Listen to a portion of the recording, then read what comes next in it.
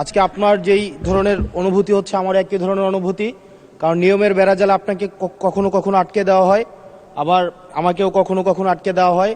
আসলে নিয়ম হচ্ছে অলওয়েজ রোলার্স যারা তাদের অনুসারী হচ্ছে নিয়মটা চলে।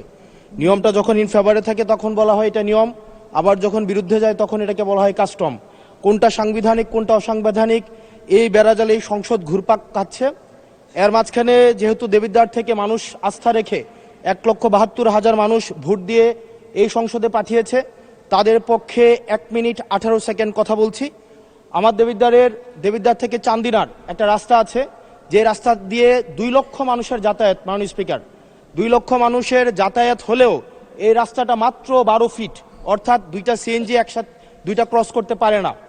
আমাদের ওখানে 11টা ইউনিয়নের মধ্য দিয়ে রাস্তাটা গিয়েছে। এই রাস্তাটাই যদি আমরা প্রসারিত করতে পারি তাহলে ওই ইউনিয়নগুলোতে আমরা শিল্প এবং বিভিন্ন ধরনের আমরা হচ্ছে কোল্ড স্টোরেজ, আমরা কর্মসংস্থানের ব্যবস্থা করতে পারবো, যেহেতু ওই রাস্তাটা হচ্ছে ঢাকা চিটাগং হাইওয়ের একটা রাস্তা।